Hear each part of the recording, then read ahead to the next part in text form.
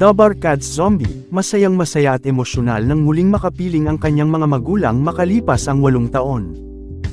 Kamakailan nga ay ipinarating ni Zombie sa kanyang mga tagahanga at mga taga-subaybay ang kanyang nararamdamang kalungkutan, dahil sa mahabang panahon na pamamalagi niya sa Pilipinas, iiwan na nito ang bansa upang bumalik na sa kanilang tahanan at makapiling muli ang kanyang pamilya sa Nigeria. Kung matatandaan nga natin sa isang episode ng segment ng EAT na Sugod Bahay Mga Kapatid, naging emosyonal si Zombie noong mapag-usapan ang matagal na hindi pagkikita ng contestant sa kanyang mga magulang, dahil tulad din sa katayuan ni Zombie na hindi pa nakakauwi sa kanilang lugar sa loob ng ilang mga taon. Well, Daddy, I love you. See you soon. Naiyak si Zombie! Naalala niya ba niya? Hindi ko nakita yung nanay ko at saka tatay ko for 8 years na. 8 years. So, medyo nalulungkot din yun. Hindi, talagang gano'n yung tagumpay na nakukuha mo ngayon. Opo.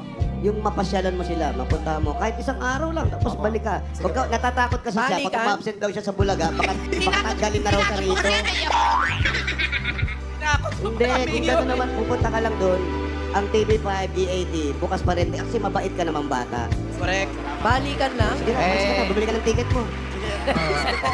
At ito na nga, sa latest vlog ni Zombie, ipinakita na niya ang kanilang pagkikita ng kanyang mga magulang.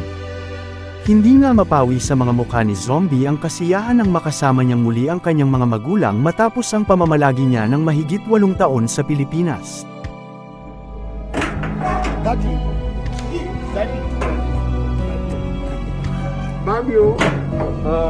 Mamio.